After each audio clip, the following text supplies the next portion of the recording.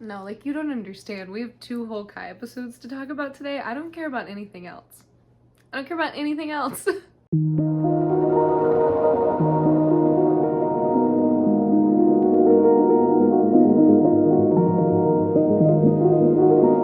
Hey guys, it's Sarah. Welcome back to another video here on my channel. Hope you guys are doing well. Today we are jumping right back into the Vampire Diaries.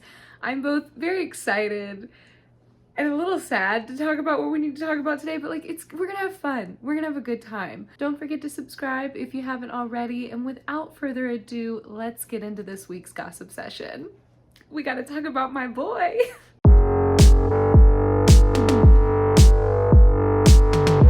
So we start with a 3 days ago flashback, and we go over to the grill and we hear Matt like ringing the bell with Peter, and all of a sudden Kai just like spawns in the grill, like coming out of, I think, the kitchen. He just sort of appears in the doorway and he's like, ugh. He's in his wedding suit and he's so ridiculously adorable because he's like confused, and he walks up to one of the waiters, and the way he says, "Hey, where am I?" like lives in my head rent free. He's so baby girl in this episode. Of course, because he is the man that he is, he's like, food now, immediately. He orders like, what is it, like 3 burgers, 2 beers, and then 2 beers, 3 burgers. I don't know, but a hot dog, fries, it's adorable. And then while he's waiting, he just starts like eating the jelly. But our baby forgot he's a heretic now, okay? So food tastes bad. He has a little meltdown. He ends up stabbing his own hand and then being like, wait a second, I can't feel the pain. I'm not really here. I'm not really alive. What is going on? I understand that I just called him baby girl. He does in fact like hold a knife up and then modus a waiter into his knife. And then he says, well, at least I felt that. So then we cut back to him in the cave with Rick and Damon, like explaining all of that to them. He's like half alive. He still technically has his magic, but it's like really low. And basically like the bell rang, he saw Mystic Falls from hell, and he was like, I'm going there. So he quickly like got across the veil, I guess, is how we're gonna talk about it. It's different from the other side, but also it's not. It's just still like a weird psychic dimension. This one's just hell and linked to Cade. So you can think of it as being basically the same thing, but like for bad people. And now he's hiding from Cade. He's terrified of being brought back to hell. Rick attacks him. Like immediately, he breaks out of his like, oh my god, I'm in shock stupor, and just like throws him up against the wall and is like, you murdered my wife. And Kai goes, fiance. It was mid-ceremony as I remember, and then very quickly is like, I'm so sorry, I'm so sorry. That was a stupid thing to say. I didn't mean it, it was a mistake, my bad. They have such funky, screwed up energy together, like they kill me. But Damon stops him and is like, Rick, we have to ask him questions, like you can't kill him. Kai says that he will help them get rid of Cade and like share his better idea as long as they find a way to like completely bring him back to life. Damon is down to try because like of course he is, but he tells Rick like, don't worry, we're gonna double cross him, okay? So once we do all of this, I'll just send him back to hell myself, no big deal. Rick is like, I'm not helping you with this. Me and the girls are going into lockdown mode, okay? That dude is insane. Caroline is still calling Bonnie regularly, but Bonnie is not answering because she has put her vampire boundary foot down, finally. Also, Caroline wants to know how the meeting between Stefan and Bonnie went, because remember, Stefan got kidnapped outside Bonnie's house, and for some reason, Miss Caroline Forbes just didn't do anything about the fact that her very fragile human boyfriend just never came home the night before. I'd have gone into red alert mode immediately. Caroline also says that she understands if Bonnie can't be around Stefan anymore, and she's not going to force her to do that, but she wants to be there for her if Bonnie wants it. Matt meets with her and apologizes in a really shitty way for having hurt her feelings, you know, when he said she was part of the darkness of the town. He warns her that people are coming into the police station being like, hey, I have a crime to report on one immortal vampire, Stefan Salvatore. Because now that Stefan's human, all of the compulsion that he did throughout his life is like breaking down and people remember him. Stefan has been kidnapped and he wakes up in the back of the car of the person who kidnapped him. It's Dorian. He pulls a damn gun on him and leads Stefan out into the woods. So it turns out that Stefan is the one that killed Dorian's dad and sister, and then he compelled Dorian to forget about him and like faked the house fire as a way for Dorian to move on. But Stefan doesn't seem to remember that happening. So it happened back when Stefan was with Klaus. This is one of those like murders that he committed when he was rippering up the East Coast and everything. And I actually kind of love this because it's a good way to tie Dorian into that part of Stefan's history. It's a nice little callback because that was like many seasons ago. So then Stefan's like, okay, their names were Robert and Tina Williams. I remember them. I never forget my victims' names. And Dorian's like, and yet you forgot me, you idiot. Like, oh my God, you just leave the family members behind and forget that we ever mattered. You just think about the people you actually killed. What's wrong with you? And then Dorian pulls out a shovel, hands it to Stefan, and goes, start digging. Oh my, he's gonna shoot Stefan in the head. Bonnie, our sweet little witch, is still holding like little seance rituals for Enzo, trying to get him to talk to her again. She calls out to him, asking him to give her a sign if he is still with her. And then the phone rings and it's Damon with Kai in the backseat of his car. Now listen, I love Bonnie and Enzo. I do. I love them. But why did they think it was a good idea to kill him and then bring Kai back an episode later? Enzo dies in 11, okay? Kai comes back in 12. What was the point of that? As if like we weren't all gonna be like, so she is gonna end up with a witch? Like Bonnie is going to end up with a witch, right? That's what we're doing here? Or like at the very least, like are they gonna reach some ambiguous understanding with each other and we're gonna get to like think about them being together post season 8? Because I would just like to remind everyone of the fact that she never knew what he did on her birthday when he tried to like get them to her and he's the reason why Jeremy was able to open the garage. Nobody ever told her about that because Damon was manipulating her in 617 and he was basically like, you're right, he is evil, we can all get what we want, let's get rid of the crazy witch boy that has a crush on you. That was Damon. Because me over here, I'm a firm believer that if she had known that, what happened in 1903 would not have happened. I'm not saying she would have been like, you're my best friend now, we're always forgiven, everything's great. I'm just saying she would not have dumped him back in the prison world and tried to stab him with a knife, effectively killing the entire coven in the process. That's another thing we leave out, okay? Bonnie is so blinded with her rage in 617 that she is willing to kill him, even if it means also killing Joe and Liv and all the other Geminis.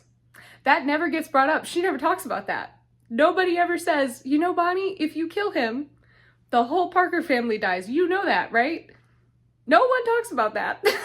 So anyway, now I'm here suffering through Bonnie on the phone and Kai in the back seat trying to get Damon's attention, asking if he can talk to Bonnie, telling Damon to tell Bonnie he says hi. And then when Damon finally gets off the phone, he's like, did she sound like she missed me? And I'm supposed to just like feel nothing about that? Like, be so for real right now. What was the point? So Bonnie asks what Damon wants because remember at this point, her boundaries with the vampires are like firmly in place and she is standing on business to not help them anymore. And she's calling them out on the fact that they only ever call to check on her when they need something. Damon lies and is like, oh girl, I was just calling to check on you and see how you were feeling. And also get some information about if you know how to bring Enzo back from hell because maybe I have somebody that I also need to bring back from hell, but that's unrelated. I just wanted to know if you were okay. She's pissed that he would ask her for more help. And then, even though Miss Bennett has no magic currently, or at least magic that she is aware of and can control, she gets a weird little tingle. And we hear the witch whispers, you know, like the spirit whispers in the car with Damon and Kai. And Bonnie goes, who's sitting next to you? Damon looks over to the passenger seat, which is empty because he put Kai in the back. And he's like, nobody, I'm alone. And she goes, really? Because I just got the weirdest feeling. And while she's saying that, Kai is blowing fog onto the glass and drawing a little heart in the window. What am I supposed to do with that? Oh my God, this is also the moment where Damon parks and gets out and he's still talking to Bonnie on the phone and he leaves Kai in the back seat and Kai doesn't know how to get out of the car, which is hilarious because when he grabbed Bonnie in the back of the car in season 6, this is where they were in this vehicle. So does that mean that he got stuck in the car then too? Because he literally has to like roll over the front and passenger seat and then he like tumbles out into the road. Did he do that in season 6? Because I had canon that now. He did. Bonnie figures out it's Kai because she's a genius and she's livid that Damon would even sort of kind of consider ever trusting him again. She decides to hell with Damon and his nonsense. She's just gonna go directly to Cade and ask him for help herself. We go back to Caroline. She is helping Matt in the police station to handle all of Stefan's victims. She's basically recompelling them with new stories. They are paying people off, which is like a nice thing to do, but also it's really bad. Like the amount of like ripple effect that Stefan has had, it's really hard to like ignore it and look past it in this moment.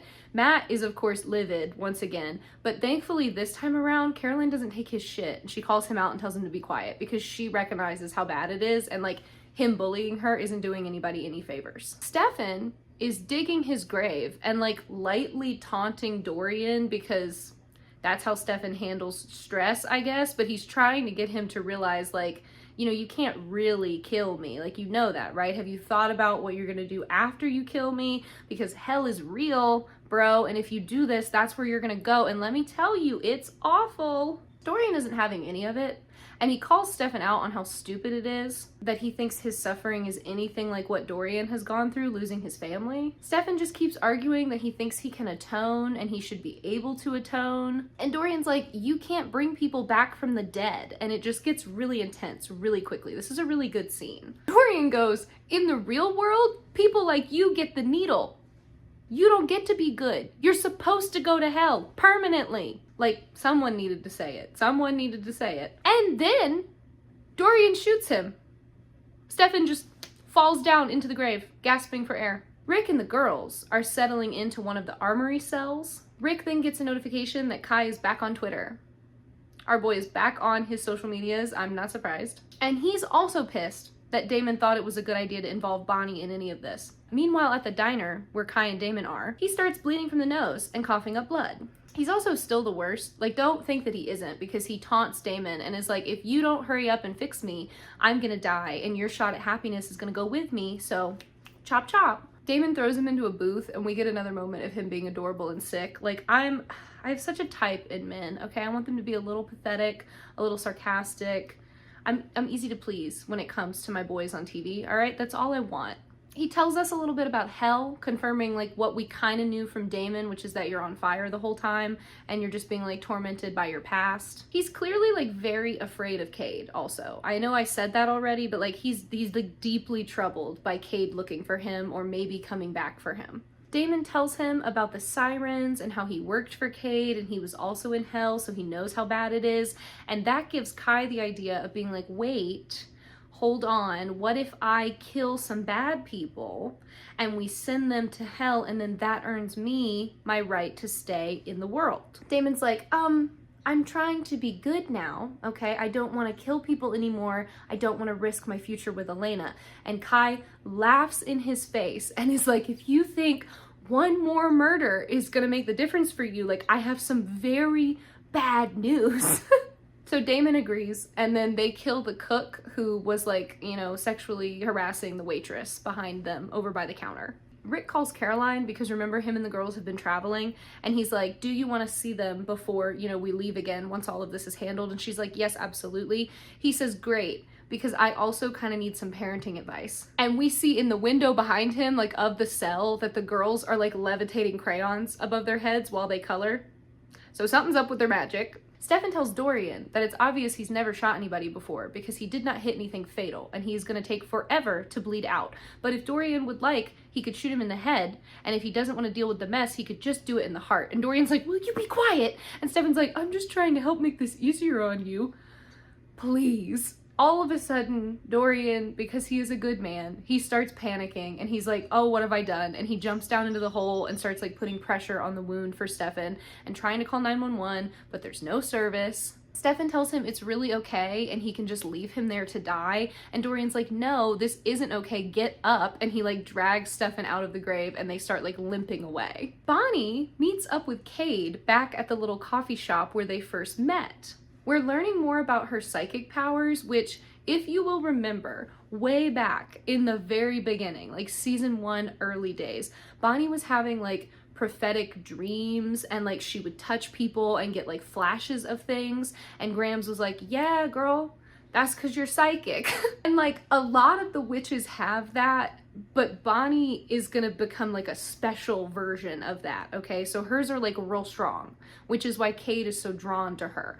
Also, now that they're like aware of each other, he says that they have a psychic link to one another now, and that's why she was able to find him so easily. So similarly to how when Cade died, he created hell, and that was his like big blast of power, that's what Bonnie did with Enzo, and that's why I'm saying she's like a special type of psychic witch, okay? Because that doesn't normally happen. He says that he can help her make contact with Enzo because he can sort of like guide her power for her, but she's gonna have to trust him.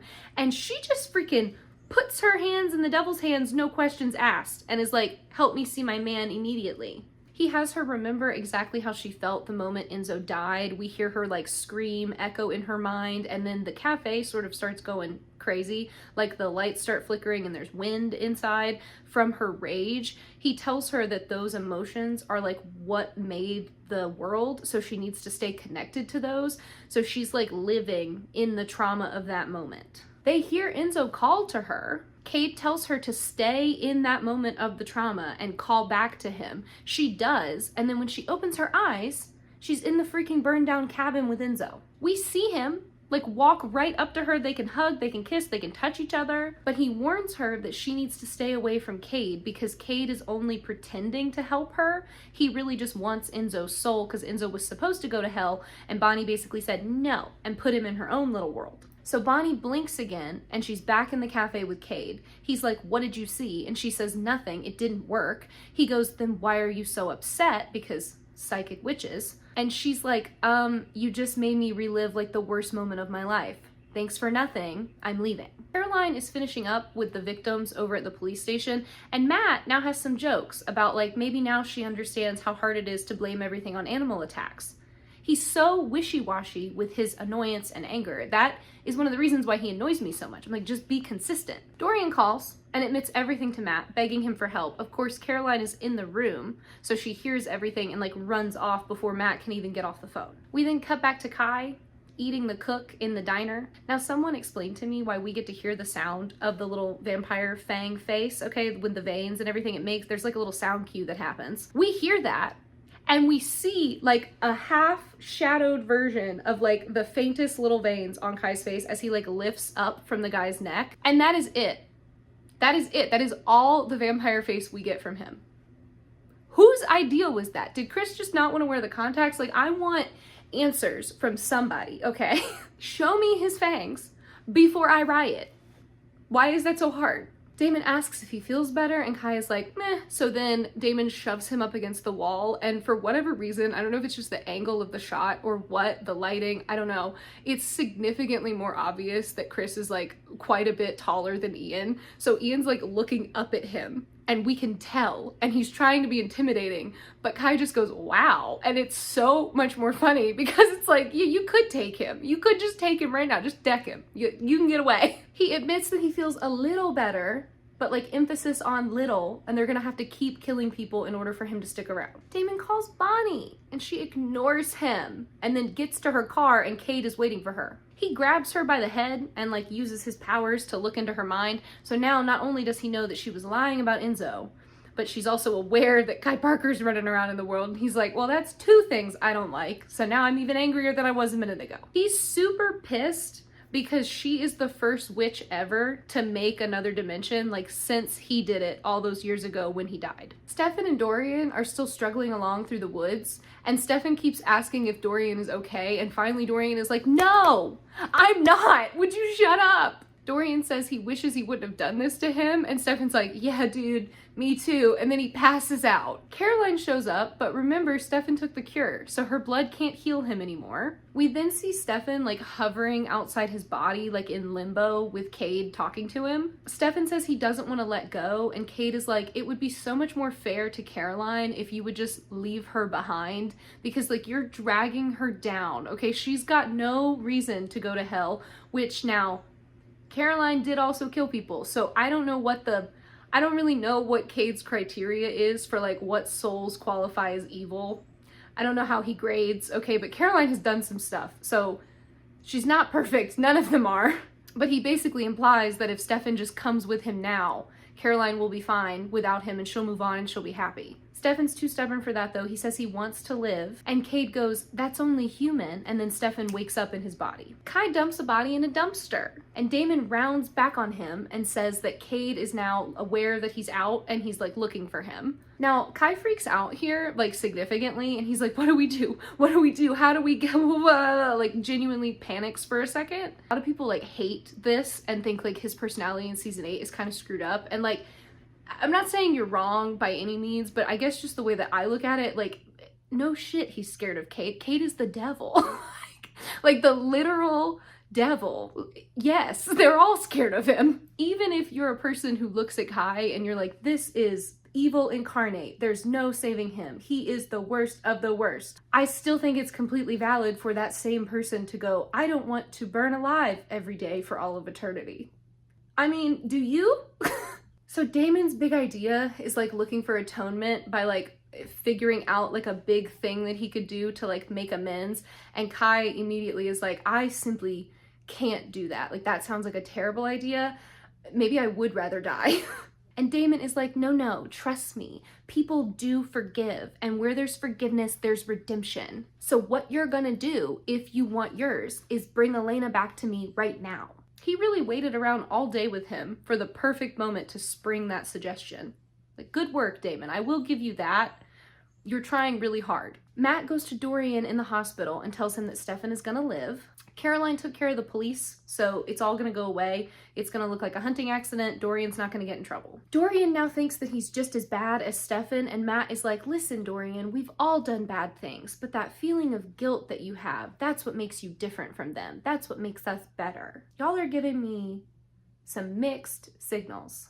Matt then gives Dorian all of Stefan's cold case files and basically says that Stefan wants Dorian to have them, and he can choose what to do with them at any given point. So if Dorian wants Stefan to just go to jail for the rest of his life, he will do that. Stefan's in his hospital bed. Caroline comes in and tells him that the reason why she was so busy that day is because she was like helping make all of his past misdeeds go away. He tells her about how he saw Cade and he basically had the choice to like go to sleep and just be done with it. And she's like, you mean by going to hell? Like, is that what you think you deserve? Because you've only been a human for a few days, and maybe you should just relax and try to figure out who you are now. He says that he thinks he can do that, but he's gonna have to leave Mystic Falls alone. She explodes on him and says that if he wants to be a martyr over everything that he did in his life, he cannot blame it on her because it is all about him. She also admits that she never knew what a future was gonna look like with him, and before,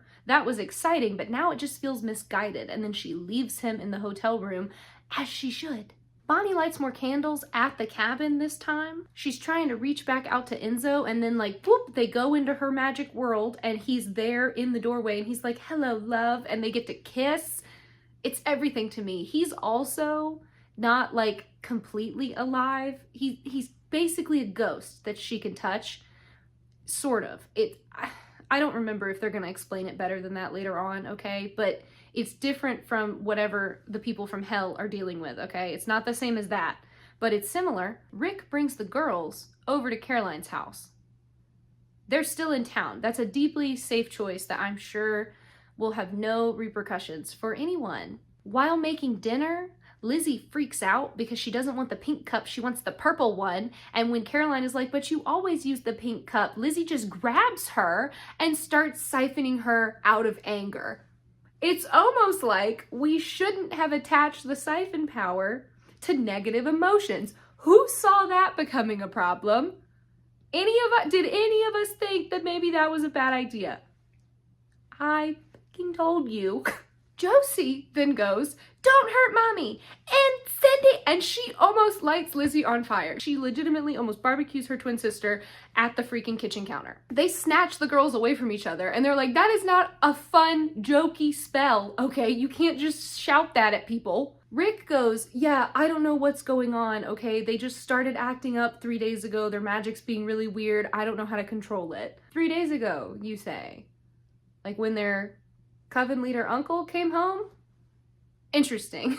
Speaking of the Coven leader uncle, Kai and Damon go to the crypt where Elena is being kept. I guess the Airbnb is gone. Kai leans over the coffin and he's like, "Hi, sleepyhead, you remember me?" Damon is not having any of that. He's like, "Can you just get on with it, creeper? Wake her up." Kai says he needs more magic first since his is still being weird. And when Damon asks what he needs, Kai's like, "You," and he just snatches his arm and starts siphoning Damon. He also steals the like Cade killing knife. He's like holding Damon like this and he goes like this and the knife like jumps out of Damon's jacket into his hand. I love when he uses nonverbal magic. It speaks to me on a spiritual and emotional level. That is my man. Damon begs him to stop and Kai is still holding his arm and he just smiles and he says, "I've been in hell long enough to know that there's no such thing as redemption. There are only promises and bargains and tricks we play on ourselves to make us believe that we're good people. I'm not a good person. I own that. And if I'm going down, I'm going out with a bang." And then like the Parker witch he is, he lets Damon go, smacks his hand on the coffin, whispers "Invisique," and disappears. Damon desiccates and then falls over like a little rock. Oh no!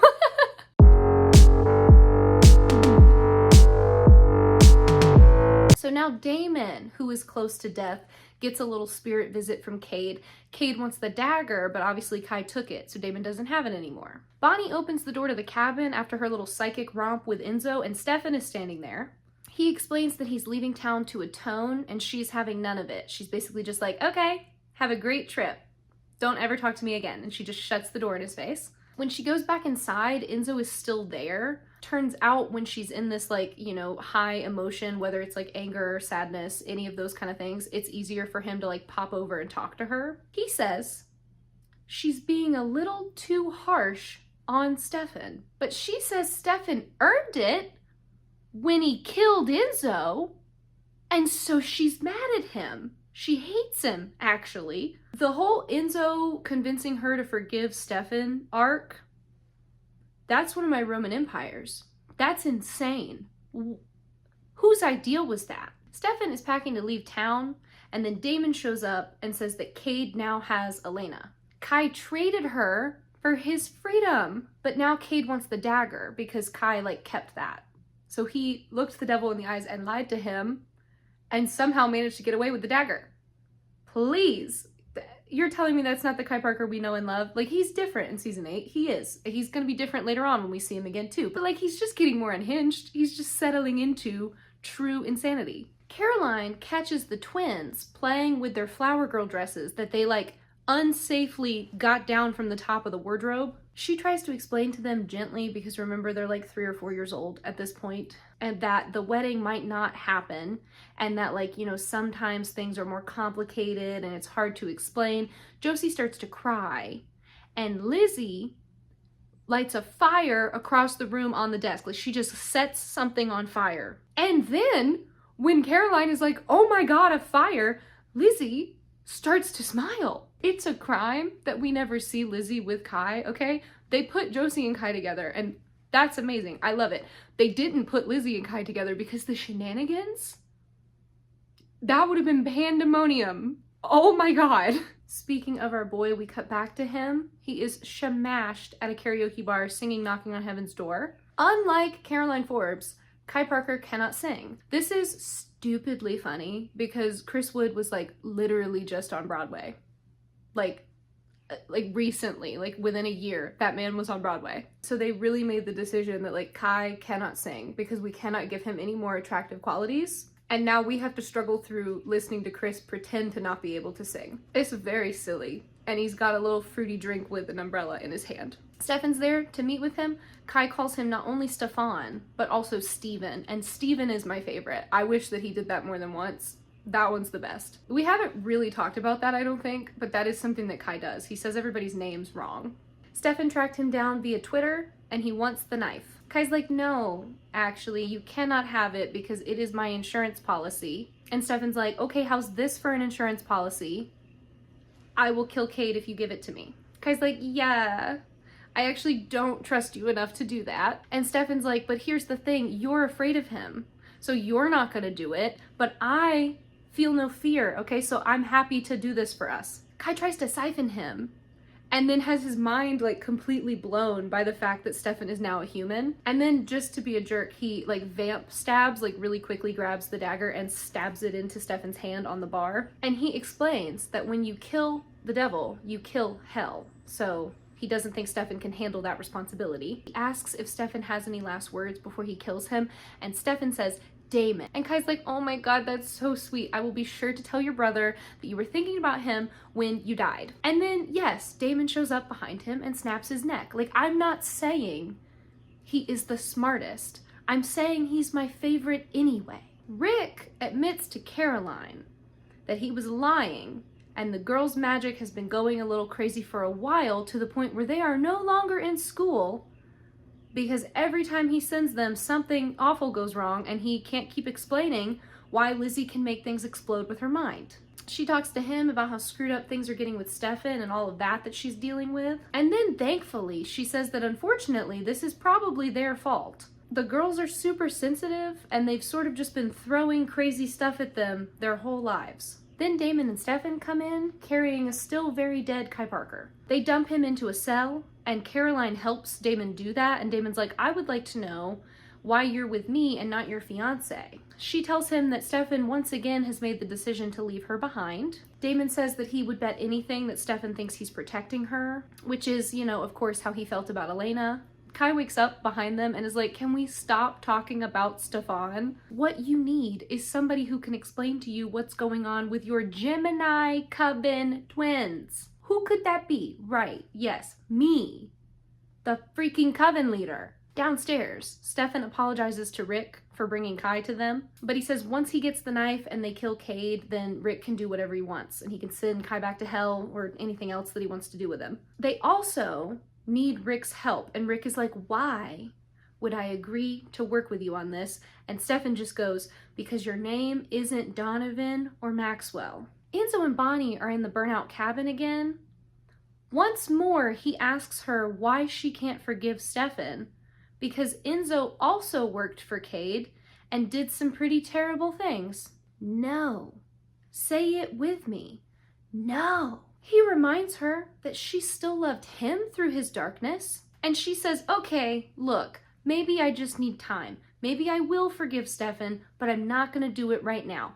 It's only been like a week, if it's even been that long. He warns her that hating Stefan forever will eat her alive, which again, y'all are giving me some mixed freaking signals. Do you see now why the second half of season 6 gets on my nerves so much? Do you get it? Are you seeing why that annoys me as much as it does? Damon and Stefan go to square up with Cade. Damon is like, do you want to tell me why you were planning to leave town? And Stefan goes, no. And Damon's like, that's okay. Caroline already told me everything because I'm a girl's girl. We find out in this moment that Stefan is dead set on killing Cade because he blames himself, since he's the one that compelled Matt to ring the bell in the first place. Damon didn't believe Kai when he said that killing Cade would kill hell, so now he thinks this whole thing is a suicide mission. He's worried about what Cade might do to Elena if they screw it up and make him angry. Stefan says he's sorry about that, but he has to. Damon says, I'm sorry too, brother, but I can't let anything happen to her or you, except when he goes to like knock Stefan out, Stefan somehow manages to vervain him at human speed, and Damon goes down. Caroline tucks the girls into bed, and they apologize about the magical outburst with the dresses and the fire, and Caroline is like, it's okay, but do you guys think you could stop making weird shit happen? Like, could you just be more normal, please? And they are in bed, and they just sort of look at each other and like creepy twin shrug smile. I don't like the twins. I don't like them.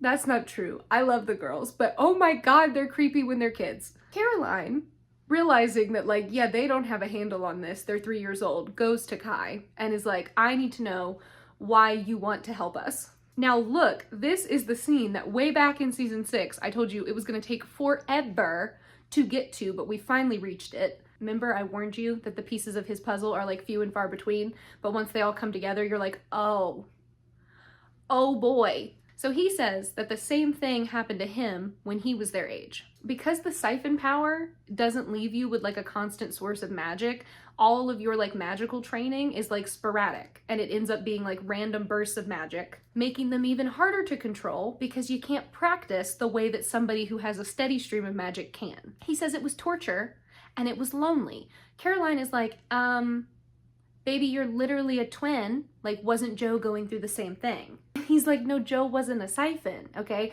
Joe was a Glinda. She was a perfect little witch who could do spells. Everybody thought she was super talented. And then I'm over here wandering about like an addict, fiending for my next hit like I'm on fire. He says the family isolated him and they made the rule that he couldn't touch anybody, which obviously at 3 years old would be a little stunting to emotional development.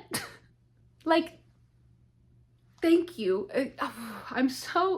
This confirmation means everything to me because there are people who come for me routinely about my take on him, which is that if he had just been nurtured, like the oldest son with the birthright of being the next leader could have been, we would have had a different show. We would have had a different situation on our hands. The whole Parkers, all that would have been different. And I would just like to say that I was right. This baby boy is a sociopath and not a psychopath, and there is a difference, and the difference is it's half his family's fault, okay?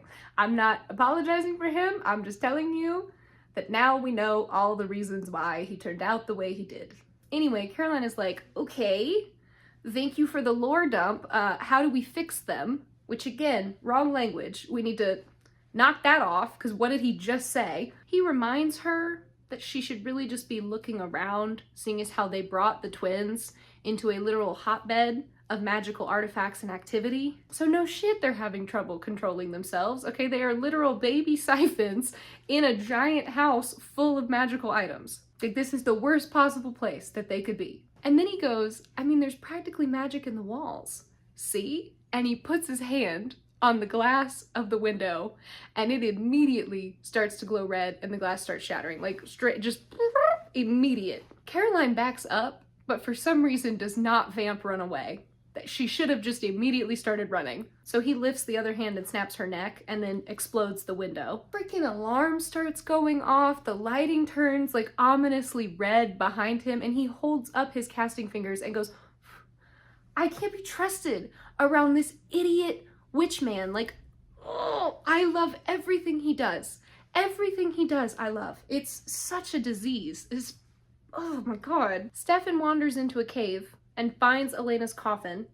And then Cade shows up and starts talking about how Elena has a beautiful soul. Cade asks how Stefan thinks a human would ever manage to kill him, and he wants to know what he thinks his chances are. Stefan looks down at his phone and he sees that it's 7:59 and he's like, well, at the moment, not very good. Then at 8 o'clock, Rick starts banging the bell repeatedly and Cade collapses in pain. Stefan takes his sweet ass time walking over to him before he cuts him on the arm, and like Cade does get a wound from it, so we know that the dagger in fact works. But then the girls call Rick. They are under their bed and they tell him, Daddy, a crash happened and we heard Mommy scream. What do we do? He tells them to go hide where he taught them to go if a monster ever comes. And then he just leaves the bell to go save them, which, I mean, obviously he does that, but like, oh no, Stefan. In the cave, yeah, Stefan stabs Cade in the heart, but because the bell stopped ringing, I don't know if he just didn't do it hard enough or if Cade wasn't vulnerable enough. I don't know, but it didn't work. And then he just starts beating Stefan silly, saying that he's missed this kind of personal violence. He's so scary in this scene, and he is still wearing the sexy gray suit. Then Damon rocks up and says that they had a deal and he has the dagger now, so give back Elena. Cade is like, you know what? I'm revising the deal. You can pick one soul. And he lights Elena's coffin on fire and tells Damon to pick between Stefan or Elena. In the cabin with Enzo, Bonnie starts having psychic flashes and seeing Elena's coffin on fire. She realizes that she's got a link to her too, so she takes off, leaving Enzo behind. Rick is racing through the tunnels in the armory trying to call Caroline, but Kai answers her phone. He says that Caroline's taking a little neck snap nap, and Rick is like, okay, so run away, like you already escaped, just leave. Kai strolls down the hallway. He sees the axe that Bonnie used to cut off Enzo's hand in season 7. He goes and then picks up the axe, still on the phone with Rick, telling him that he's absolutely gonna go after his nieces and kill them. And I know and I understand that they are small, small children, okay? They are his nieces. He is their uncle. They are his flesh and blood. This is awful, nasty behavior. All I can think is that he's holding the axe that Bonnie held. And there are so many weapons in that giant house. Okay, we just went over how big the house is and how full of artifacts it is. And they picked the same weapon. Why did they do that? Rick says, I will kill you. And Kai's like, I'd certainly like to see you try. You are gonna have to catch me first, so come and get me. The phone breaks up, so Rick can't hear him, but Kai puts it down and says that he is going to look for the girls where children always hide, and then he walks into their bedroom, looks at their bed, and this time he just smashes the axe directly down through the mattress instead of flipping the bed. So like that's gotta count as some form of growth, I think. Damon's trying to get out of making the choice between Stefan and Elena. Cade says this has been the choice all along, and it's time to finally end their suffering. So Damon chooses himself and says that he will give up his soul to Cade if it means that Elena and Stefan can be free. Cade breaks off a piece of Elena's coffin and throws it over to him so that he can kill himself. Stefan is begging him not to do it. Damon says he's sorry, it's been a hell of a ride, before lifting the stake to his heart. He does make Cade put out the coffin, and then he says, like, you need to promise me that you're never gonna touch Elena's soul, and Cade does. Stefan is still begging on the floor. Damon goes, see you in hell, Cade, and Cade goes, yes, you will. Before Damon stabs himself in the heart and dies. Like, do any of you guys believe when people die anymore? When did that wear off for you? I'd love to know when you stopped thinking that people would stay dead in this show. Because for me, it was a while ago. I just stopped believing it. Anyway, back at the armory, Kai is now humming nursery rhymes while he drags the axe through the house looking for the twins. We get him being like, Josie, yoo-hoo, Lizzie, come out where Uncle Kai can see you. He's cracked. He's lost it. We already knew that though, okay? Remember the look on his face when he was standing on the front of the house in 1903 and I told you that whatever was coming next, we weren't gonna like it? Did you think that was just the wedding that I was talking about? No. He ends up down in the tunnels, like in the vault, where he can hear the girls talking. And he, unfortunately, does say idiots, which is just, I wish you would have just left, honey. I wish you would just leave. And then he siphons the secret wall away to reveal Rick, standing there with a phone recording of the girls. Rick freaking chain whips him in the face and knocks him onto the ground and goes, that was for my kids. And then he hits him again and he's like, that was for me. Then he raises up the chain again and he's like, and this is for, and Kai just freaking nails him in the nuts. Like, I'm talking like, bang, just gets him. Rick goes down instantly. And Kai goes, Kai Parker don't fight there, which is one of my favorite lines. Put it on a t-shirt, I want it. It's everything to me. He gets in Rick's face with the axe and he's like, you were saying something? That was for... And then Caroline snaps his neck and goes, Joe, that's what he was gonna say. Even as a Kai fan, I love this scene. I love Caroline getting to say that. And if you're like, man, I wish Rick had gotten to say it, don't worry. It's gonna take such a long time. I'm not gonna tell you where or when, but Rick is gonna get to say that to him. It's coming later on. So Stefan in the cave pulls the stake out of his very dead brother and is just holding him. And then he realizes that the dagger is still in the cave. Cade is outside, snooping through the weird, like, limbo world, looking for Damon's soul. Damon comes out. Cade's gonna take him away, but then all of a sudden, like, the magic dragging Damon towards Cade just, like, cuts out. Bonnie walks up and can't see anything, but Cade tells her to just like open their mind connection, and then she's suddenly in that little limbo world and she can see Damon and she realizes he's dead and she's super upset. She says that she will not be letting Cade take him without a fight. Cade warns her that if she tries to keep Damon from him, her mind will shatter, which will mean that Elena will lose Damon and Bonnie in one go. Damon begs her to just let him go, and then he's like holding on to a little rock while he's being like sucked up by Cade, and he lets go of that so that he will just like fly away. But at that very moment, Stefan shows up and stabs Cade in the heart with the dagger. He starts coughing up blood immediately, and Stefan goes, "Bet you didn't see that one coming," because he's a psychic. Do you see what he did there? Cade goes, "Go to hell," and Stefan says, "You first," before Cade just freaking implodes. It is such a cool looking death. I love the way he dies. It knocks them all out. Also, the siren song is playing in the background over this. Stefan wakes up first and crawls over to Bonnie and he wakes her up. She says, "Nice save, but this doesn't mean I forgive you." He jokes and is like, "It's a first step. I'll never stop trying until you do." Or you could just respect her boundaries and leave her alone. Damon's also back in his body, safe and sound, and they have a little group hug. We cut to Stefan and Damon then on the hood of Damon's car, sharing bourbon that was supposed to be Stefan's wedding present. He tells Stefan that he's crazy if he thinks leaving Mystic Falls is the answer. Damon says the brave thing to do is to stay, but Stefan is just convinced that he has to prove himself and pay for what he did. And Damon reminds him, like, "My guy, we have literally all done terrible stuff, okay? I'm your big brother and I am like deeply screwed up." In a fun twist of writing, now Damon says that being with the people he loves, not just Elena, is enough to remind him of how to be good.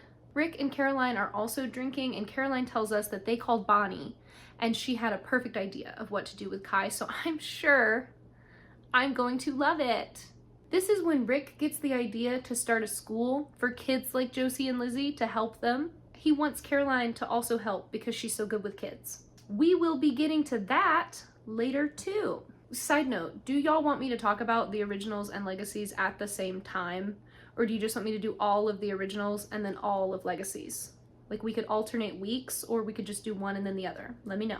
Stefan shows up and once again asks Caroline to marry him. Rightfully, our girl has whiplash, but she says she loves him. She's just worried about the fact that he's human now. Like, does he know what that means? He says it means he gets to grow old with his best friend and help her raise her daughters and then help raise their kids after that. It will be enough for him because he loves her. She says yes, and they kiss again in front of the glowing yellow armory windows. My baby boy wakes up chained to a chair in the karaoke bar with the spin doctors playing on a loop around him. He's like, immediately, no, this song makes my ears bleed. I can't be back in hell. What is going on? But Bonnie's there waiting for him to wake up, and she says, "That's impossible. Cade is dead. Hell is gone." He goes, "Oh, are you here to punish me? Because it's kind of hot." She says she's fully psychic now. And so she knows that his worst fear is going back into a prison world. And our boy goes white as a sheet. And he's like, "That is impossible. You can't have done that to me unless you have." And she pulls out an ascendant. And she's like, "You mean one of these?" "Yes, your nieces are so talented. You'd be so proud of them." She's like, "It's just gonna be you and your insecure little mind and a song that you hate on the jukebox forever." And she didn't give him a weather event like the solar eclipse or the northern lights, so there is no way for him to get out. He starts begging her to stop. He's like, "Please, please," like rattling the chains, calling her name. And look, the smirk that she has on her face before she turns back around to him, you can't tell me. Like, Miss Girl, you did come here to torture him. You are enjoying it, and it is hot. You need to just admit it to him, yourself, and us, because I can't take this anymore. But then it turns out he's just screwing with her, and he starts laughing. And he's like, "I lost a bet. I can't believe you guys fell for it." We cut back to Elena in her coffin, and Damon standing over her. Bonnie shows up looking sick to her stomach. She and Kai then simultaneously like explain to us what Kai told her. Again, why is it filmed this way? They are saying the same monologue and we just keep cutting between the two of them. Like, enough. Yeah, so hell was not destroyed. Ownership was just transferred to someone else. The only person worse than Cade, who hates the Mystic Falls gang like it's her passion in life. As Kai says, the myth, the legend, the baddest bitch of them all, fucking Katherine Pierce. And then we cut back to Kai alone in the prison world after Bonnie has left him, just screaming for Bonnie in those chains. Like, my poor idiot boy, I know what's coming for you, and it's so not good. It's so not good. For any of you that read Crescent City 3, this is gonna be such a niche reference, but it amazes me that he didn't pull a Rundanon to get out of those chains, okay? If you know, you know. He didn't do that. Why didn't he do that? You'd think that that would work. We hard cut back to Damon after witnessing Kai having a meltdown, and Damon just goes, we're toast. And then we cut to black.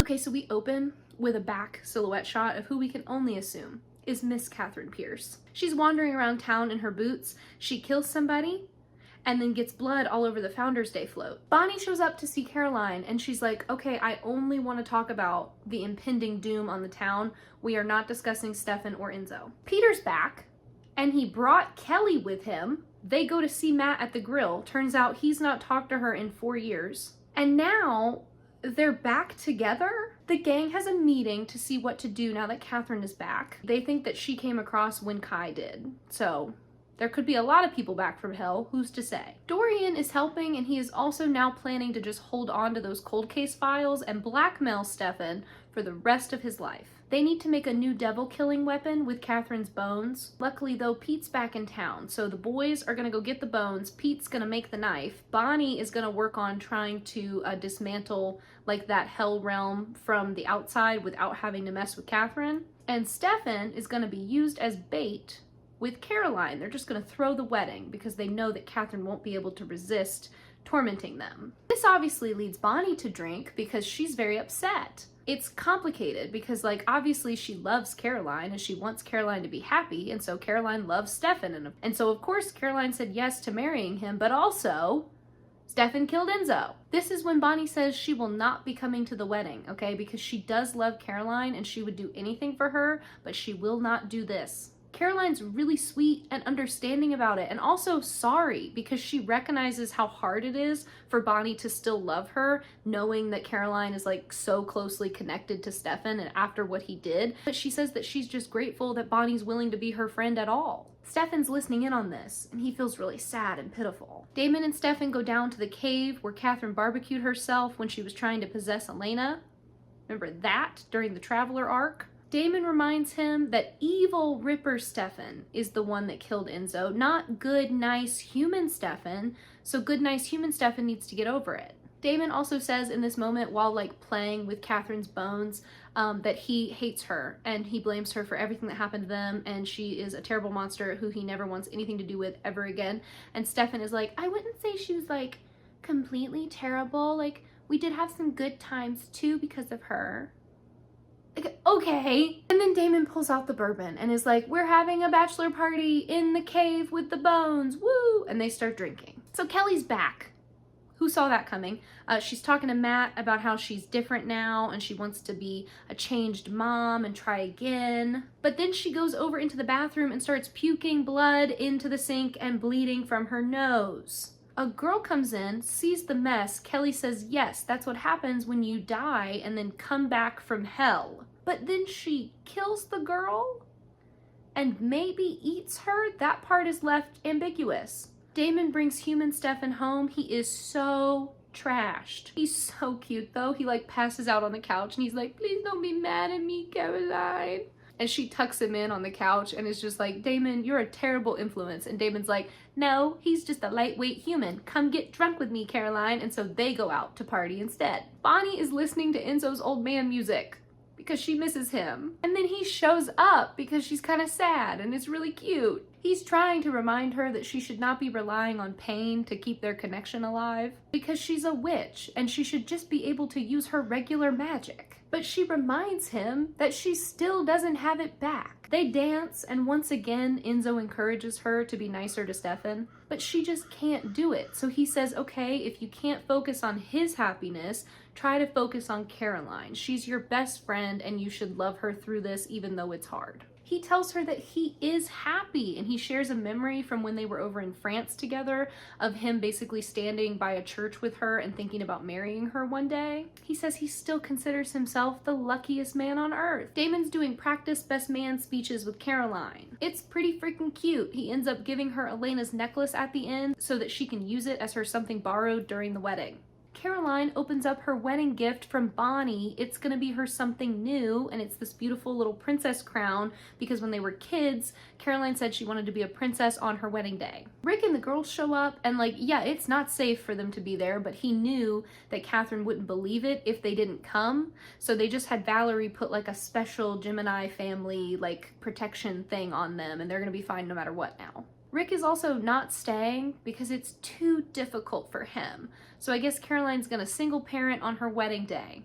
Thank you, Rick, Dad of the Year. We get another weird moment also of Rick being like, "You're right, girls, she does look beautiful," and crying, and then telling Caroline to go be happy.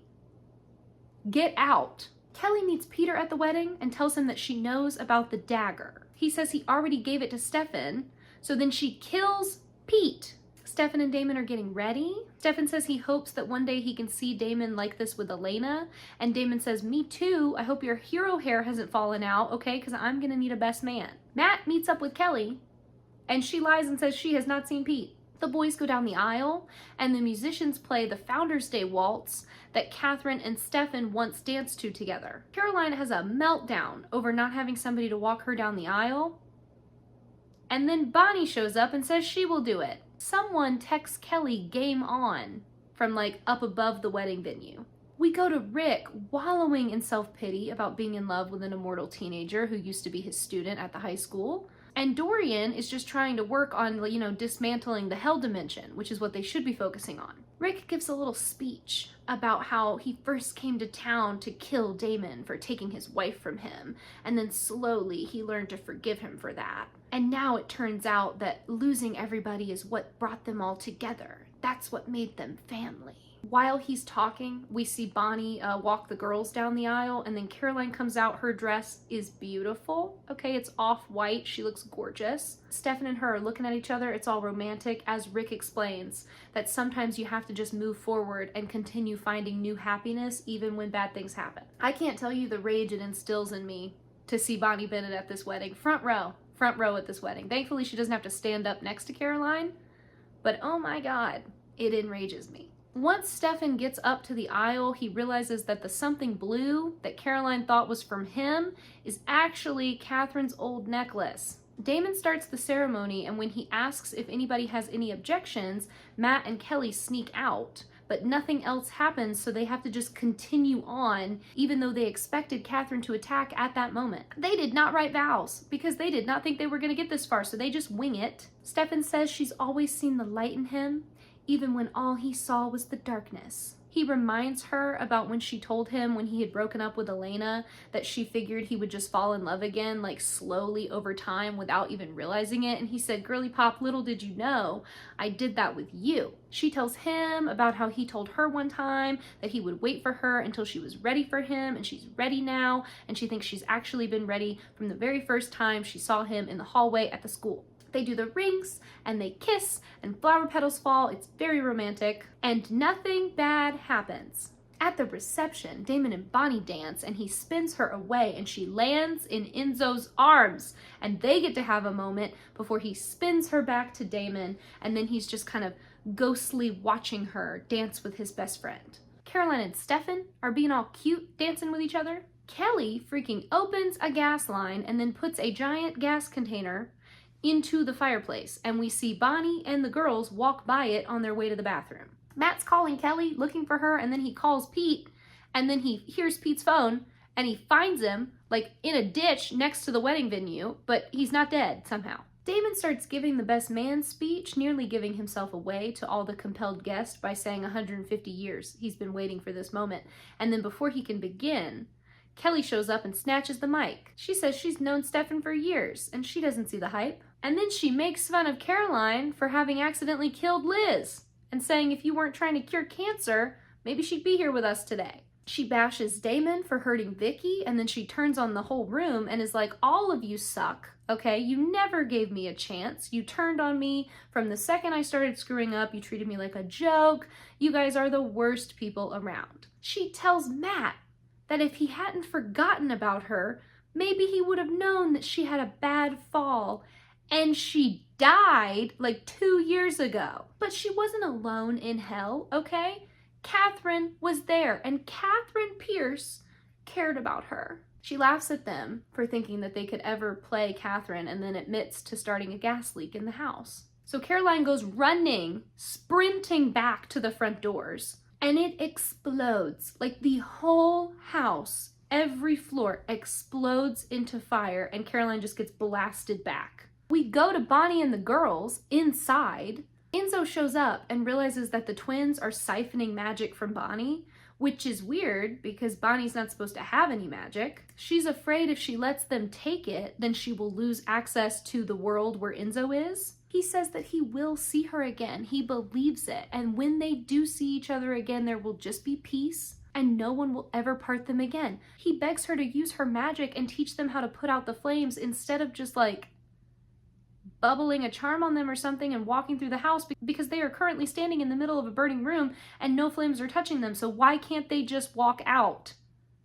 Enzo says, live your life, Bonnie Bennett, all of it. Promise me. She promises him. She says she loves him. He says he loves her. And then he disappears. So Bonnie and the girls send the fire into the fireplace, okay, put out all the flames, and then they walk outside to Caroline and Stefan. So once again, Bonnie has given up Enzo for Caroline and Stefan's happiness. I understand she had to save the girls.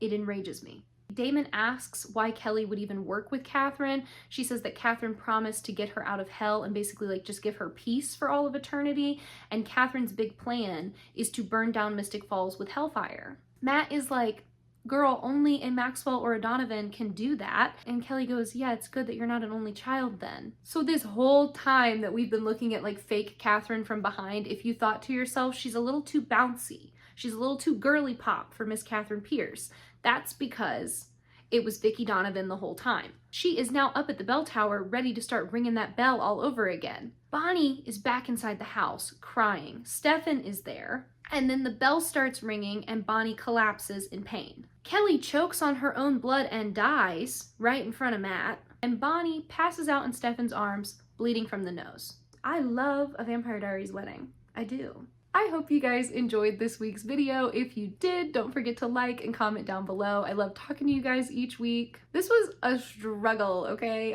The ending, listen, we haven't really gotten into it, but the ending of the show doesn't hit for me in all the ways that I wish it would, for a multitude of reasons. But man, we're almost there. We're almost there. And I currently have 3 really fun videos planned for in between this series and then starting the originals. I'm going to start with the originals, by the way. If I do Legacies and Originals at the same time, I'm still, no matter what, starting with the originals just to keep things in timeline order. We have 2 more videos to go. And then we are done with season 8 of The Vampire Diaries and it's over. Can you even believe it? As always, thank you guys so much for watching. Don't forget to subscribe if you haven't already, and I will see you so soon. Have a good one. Bye!